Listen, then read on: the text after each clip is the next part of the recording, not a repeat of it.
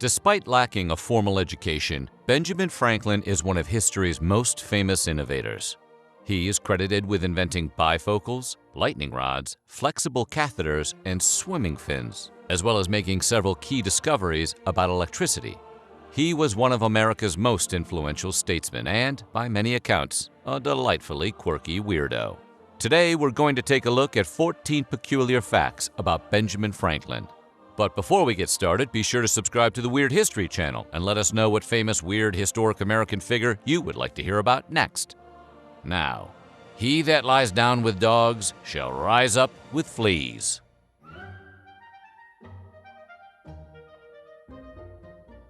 In the 1720s, Franklin's brother James launched a weekly newspaper called the New England Courant.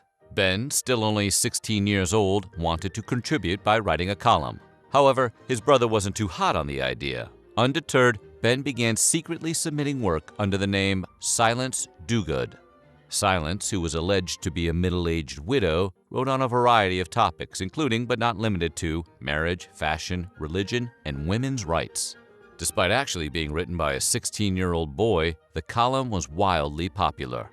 Mrs. Dogood was even romantically pursued by several eligible bachelors from the Boston area who sought her hand in marriage. After writing 14 essays under the nom de plume, Franklin told his brother the truth. James was none too happy about the whole thing, and without a column to write, Ben quickly grew tired of working for his brother. Within a year, Ben moved to Philadelphia.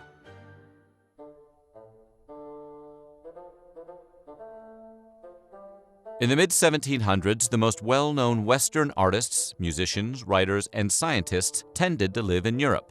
America, for its part, was barely a blip on most of the world's radar. But Ben Franklin was busy making a name for himself in several fields, and his inventions, writings, and prominence as an ambassador would make him wildly famous in France. His rotund, bespectacled image was used on snuff boxes and other commercial products, and people would even hang engravings of the man in their homes. Franklin was so popular in France that after his death, his autobiography was published in French before it was published in English.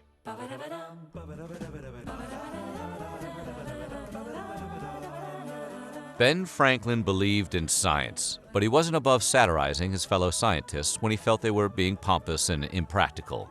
It's this side of him that resulted in the infamous essay, Fart Proudly, also known as A Letter to a Royal Academy About Farting, and To the Royal Academy of Farting. Written in 1781 while Franklin was living abroad as the U.S. ambassador to France, it proposed a scientific study of the way different foods affected the smell of human flatulence.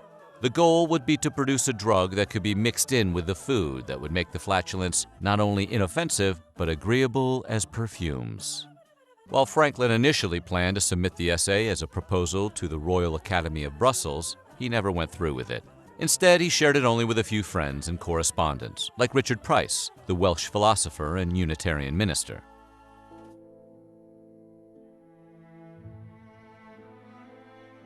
We all know that Benjamin Franklin made several important discoveries concerning electricity, but not all of his work in the field was successful. For example, Franklin once almost killed himself trying to cook a turkey with electricity. Cooking with electricity was something Ben had been experimenting with, and he found electrified meat particularly tender. In early 1749, he even threw a picnic on the banks of the Schuylkill River in Pennsylvania, where the turkey was killed with an electrical shock and then cooked by being rotated over an electrically kindled fire. After that, they used electricity to ignite flammable liquids, drink a toast with electrically heated glasses, and used electrical sparks to set off explosions. However, the process wasn't quite perfect. In a letter from 1750, Franklin describes an incident in which he was trying to kill a turkey with an electrical shock, but instead wound up electrocuting himself. Witnesses reported him being engulfed in a flash of light and hearing a loud crack. He would later tell his brother that the biggest injury he sustained was to his ego.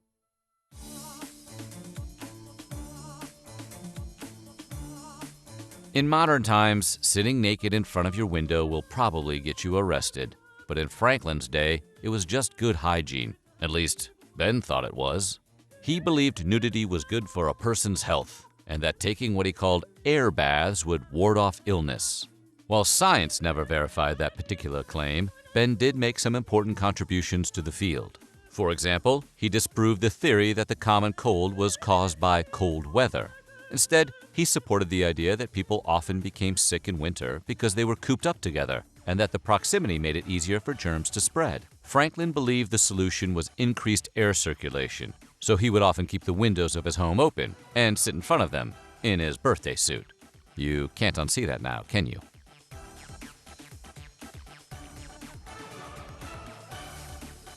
As you might imagine, a man who was suspected of fathering as many as 15 illegitimate children, Ben Franklin was really into casual sex. He had several mistresses over the years and a great number of thoughts on how to find willing partners. For example, in his essay Advice on the Choice of a Mistress, he suggested young men should pursue older women because they were less desirable and would therefore be grateful for the attention. He was also of the opinion that older women were better in bed.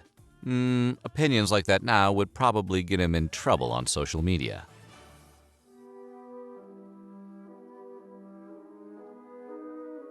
In 1750, Franklin read an article recounting an incident in the Mediterranean Sea where a waterspout came ashore in Italy and caused considerable damage. Scientific consensus at the time was that these waterspouts were ascending columns of water, but Franklin thought they were columns of air. After further research, he figured out that similar weather patterns had occurred entirely on land. This phenomenon, which he called whirlwinds or land spouts, are today known as tornadoes. In 1754, he actually got to see a whirlwind with his own eyes. He was visiting a friend in Maryland when it struck. Everyone else ran away, but Ben chased after the tornado on a horse and followed it into the woods. He would later record his observations that even though the circular motion of the tornado was amazingly rapid, its progressive motion was slow enough to allow a man on foot to keep up with it.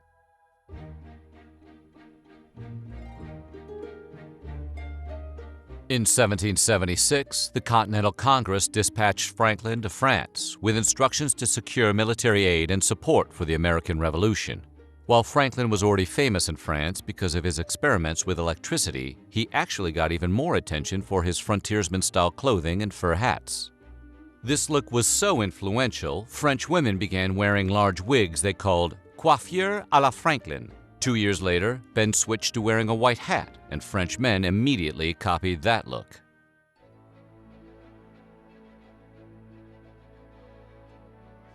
Growing up in Boston, the young Ben Franklin developed a love of swimming. He was known to use a kite to skim across the water, and one of his earliest inventions was a set of hand paddles that he used to travel along the Charles River.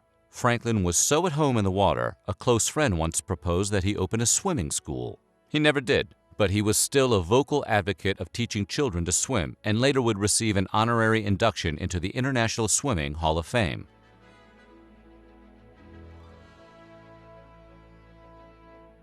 There can't be too many folks who were inducted into both the Swimming Hall of Fame and the Chess Hall of Fame, but Ben Franklin managed to pull off both. He started playing competitive chess as early as 1733. During the 1770s and 1780s, while living in Paris and serving as the U.S. ambassador to France, he was known to be constantly in search of players who could challenge him at the game. In 1779, he even wrote an article entitled The Moral of Chess, which argued that the game strengthened and sharpened several valuable qualities of the human mind.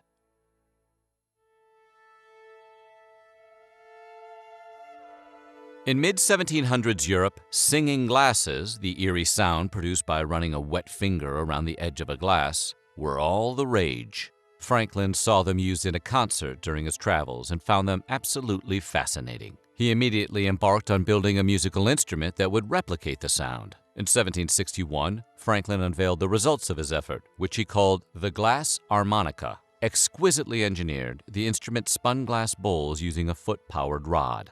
The musician would simply wet their fingers and touch the bowls, producing a wide range of tones. The instrument was a massive success and was immediately embraced by legendary composers like Beethoven and Mozart, who both wrote music for it. This success, however, proved to be short-lived and the instrument faded into obscurity. Despite this, Franklin considered it his favorite invention.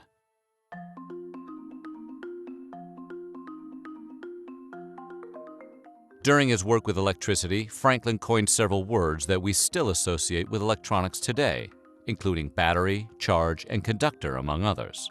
But coining new words was only one aspect of his interest in language. During the 1760s, Franklin actually developed an entire phonetic alphabet of his own. He believed his alphabet was more natural than the regular one in that it removed what he considered redundant letters, like C, J, Q, W, X, and Y, and limited letters to one vowel apiece. While Franklin did compose a few sample letters to show it off, it really never caught on with the public. Sorry, Ben, we like our redundant letters.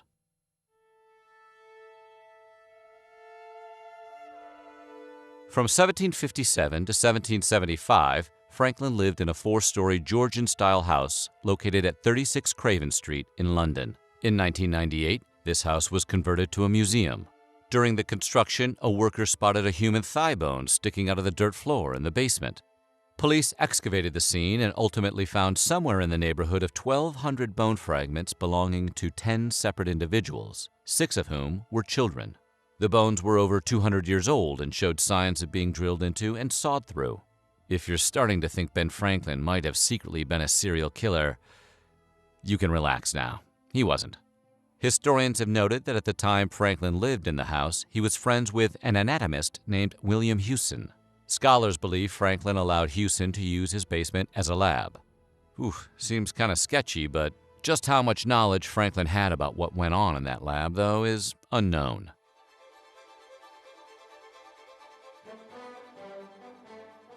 Ben Franklin died in 1790. Shortly thereafter, it was discovered that he left 2,000 pounds of sterling to Boston and Philadelphia. You would think that the cities would be immediately overjoyed, but there were a few conditions. First, Franklin arranged for the money to be placed in a trust for the first 100 years subsequent to his death. Even then, only a certain percentage could be used, and even that percentage was only allowed to be used for making loans to local tradesmen. The wait was worth it, though. This money eventually built the Franklin Institute in Philadelphia and the Benjamin Franklin Institute of Technology in Boston. Not bad work, Ben. So what do you think? Who is our current version of Ben Franklin? Let us know in the comments below, and while you're at it, check out some of these other videos from our Weird History.